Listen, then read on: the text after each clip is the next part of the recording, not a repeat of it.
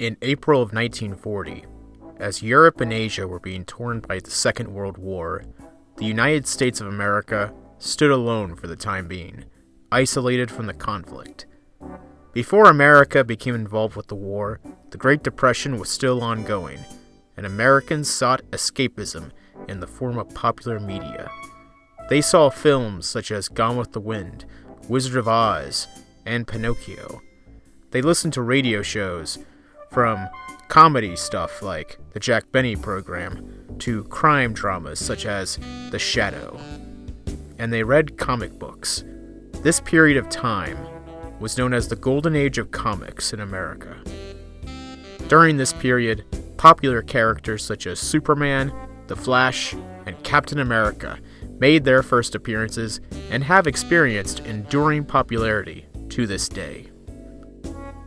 And on April 25th, 1940, a new comic magazine appeared on the newsstands, Batman #1.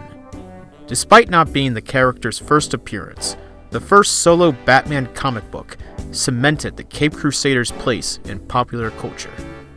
Today, it's still in publication, and in 2021, an original copy of the first issue sold for $2.22 million.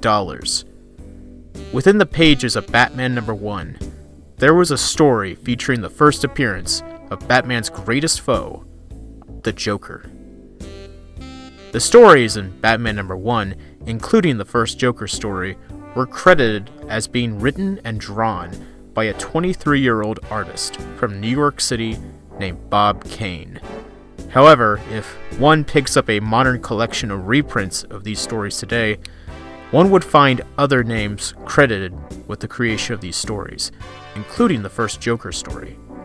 In fact, over the years, 3 people have come forward claiming that they were the ones who created the Joker. All 3 versions contradict each other in one way or another, and in addition to these accounts, there are other accounts that point to a different source of inspiration entirely, leaving the question of who created the Joker.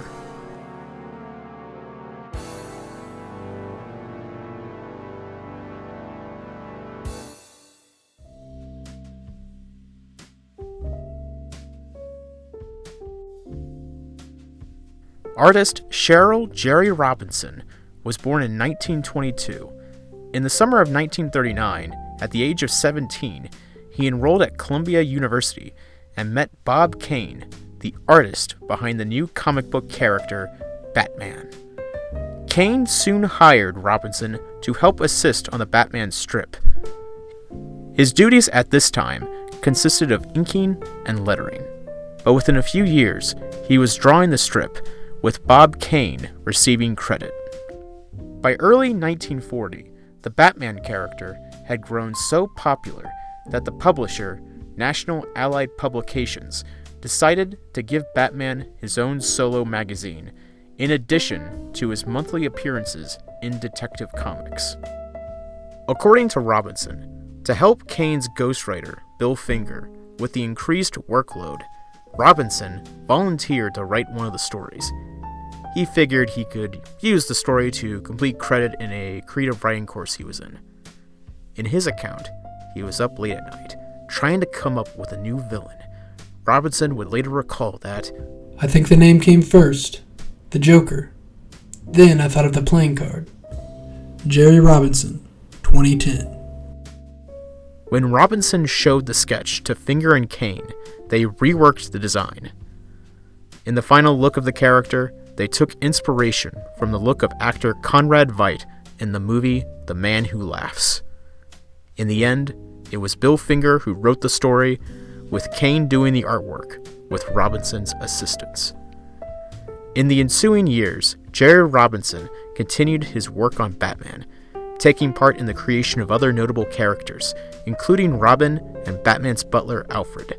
He later left comics to pursue a career in teaching and illustration. In the 1970s, he took part in the campaign to win Jerry Siegel and Joe Shuster credit and rewards for the creation of Superman. He died in 2011 at the age of 89.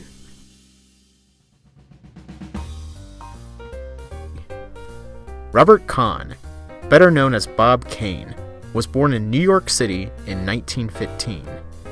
After a brief stint at the Max Fleischer Animation Studio, he entered the field of comics in 1936 as an artist. In 1938, he became friends with a shoe salesman by the name of Bill Finger. Finger wanted to be a writer, so Kane hired him as his ghostwriter. In 1939, after the massive success of Superman, publisher National Allied Publications tasked their artists and writers to create new heroes. Kane came up with a new character he dubbed the Batman, using sketches of Leonardo da Vinci's gliders as inspiration. When he showed the sketch to Bill Finger, Finger suggested a series of revisions that almost completely altered the character. This version ultimately debuted in the May 1939 issue of Detective Comics as The Batman by Bob Kane. Batman soon became a popular enough character that within a year, he was going to receive his own solo magazine. Kane and Finger collaborated on new stories to feature in the new magazine. One featured a brand new villain. Kane later summed up this event in 1994 by saying, "Bill Finger and I created the Joker. Bill was the writer. Jerry Robinson came up to me with a playing card of the Joker, and that's the way I sum it up. The Joker looks like Conrad Veidt, you know, the actor in The Man Who Laughs. Bill Finger had a book with a photograph of Conrad Veidt and showed it to me and said, 'Here's the Joker.' Jerry Robinson had absolutely nothing to do with it, but he'll always say he created it till he dies. He brought in a playing card, which we used for a couple of issues for him to use as his playing card." Bob Kane, 1994. Bob Kane continued working on the Batman strip, but his involvement decreased dramatically because of his consistent hiring of various ghost artists to do the work for him. He retired in 1966 and used his title as the creator of Batman to achieve celebrity status. He later served as a creative consultant on various film adaptations of the character until his death in 1998 at the age of 83.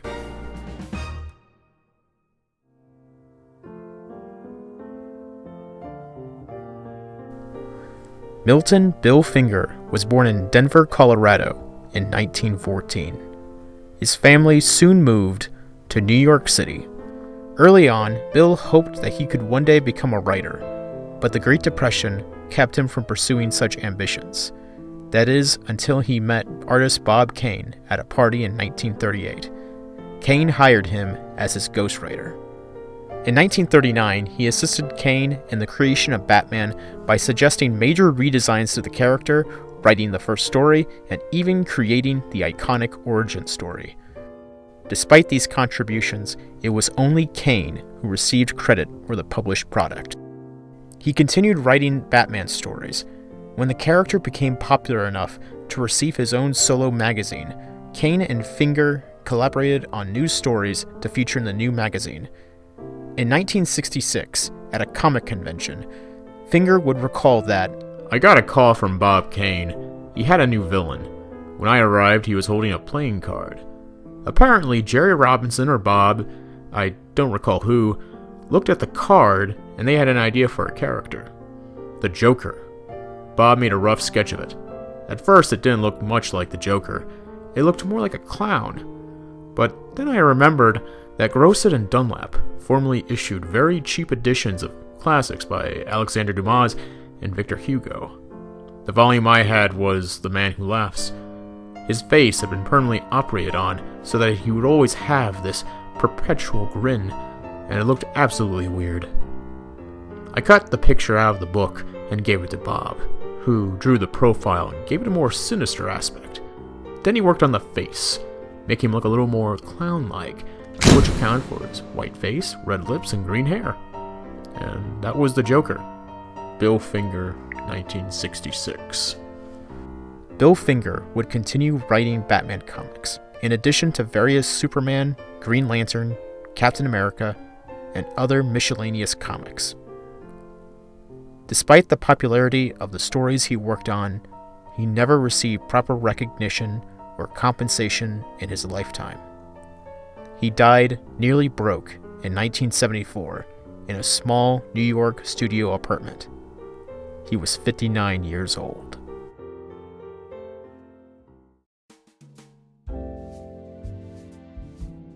Despite Bill Finger's 1966 account seemingly placing credit on either Bob Kane or Jerry Robinson, and citing the Man Who Laughs as the source of inspiration, at least 3 people close to Bill have come forward and have stated that he told them that he was responsible for the creation of the Joker and that a completely different source was the inspiration.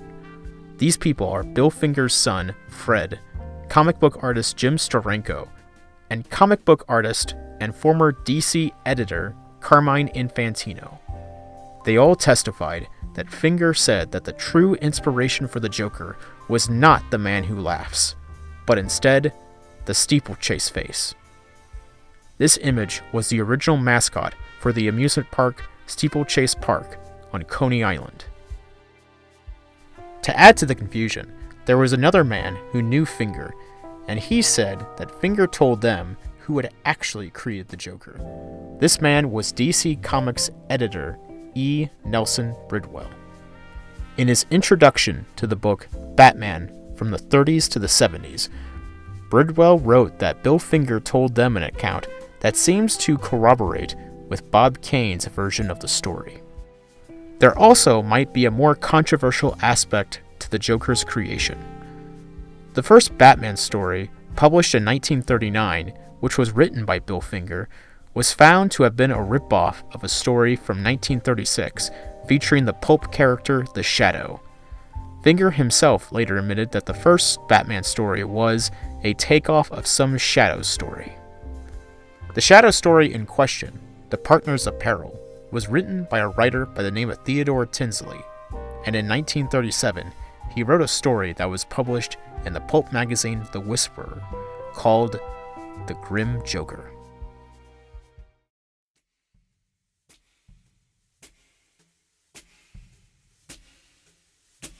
With all these accounts and scenarios, it is almost impossible to decide which one is the one that really happened. In the minds of comic historians, much analysis and debate has been given. In recent years, doubt has been put on Bob Kane's account. It's important to recognize that Bob Kane had, in the past, embellished his role in the creation of Batman, often downplaying Finger's role or even omitting it entirely.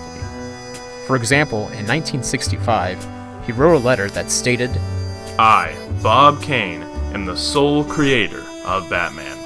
I created Batman in 1939, and it appeared, if my memory serves me correctly, in Detective Comics as a 6 or 8 page story, and I signed the first strip.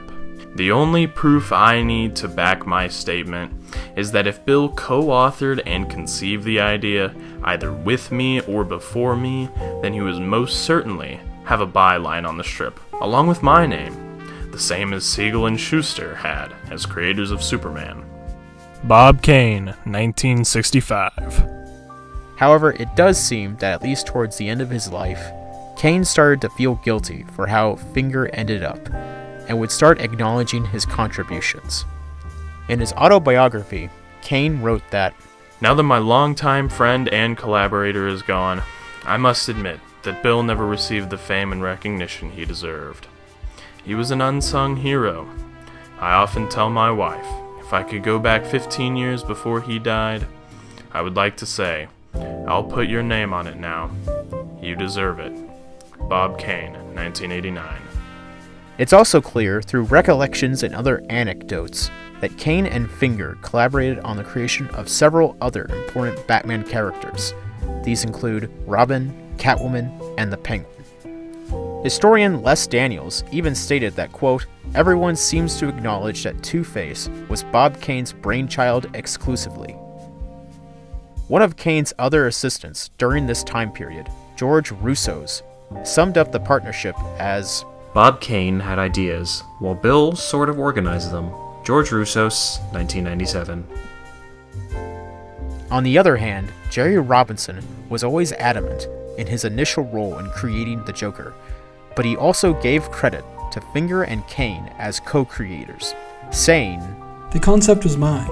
Bill finished the first script for my outline of the persona and what should happen in the first story. He wrote the script of that, so he really was co-creator. And Bob and I did the visuals, so Bob was also." Jerry Robinson, 2005. In his later years, he took part in raising awareness for comic creators' rights, and in 2005 established the Bill Finger Award for Excellence in Comic Book Writing. It's clear that giving people their proper due and credit was very important to him. As for Bill Finger, his role remains elusive and mysterious. His only known account seems to fit both Kane and Robinson's accounts. The accounts that suggest that the steeplechase face was the inspiration should be taken with a grain of salt, as they are at best second-hand accounts. However, the fact that Fred Finger, Jim Steranko, and Carmine Infantino all said that the steeplechase face was the inspiration must be taken into some account. Then there's the Grim Joker story, published in 1937. Jerry Robinson denied having ever known about the story, so it could just be a coincidence, but we'll never know for sure. In conclusion, the true creation of the Joker will probably always remain dubious. Was it Robinson's count that was correct? Was it Kane's? Was it Finger's? Was it a combination of all three? Was the true inspiration something we'll never know for certain? It's impossible to say. All three men who were there in 1940 to witness it are dead, and they can't provide any more answers or feedback. And while it might be seen as frustrating to some, perhaps it's fitting for the character to have an ambiguous backstory. In the seminal 1988 graphic novel, The Killing Joke, the Joker reflects on his own in-universe backstory, stating that sometimes I remember it one way and other times another. If I'm going to have a pass, I prefer it to be multiple choice. It is said that life imitates art in many ways. In the case of the Joker, that phrase has perhaps never been more fitting.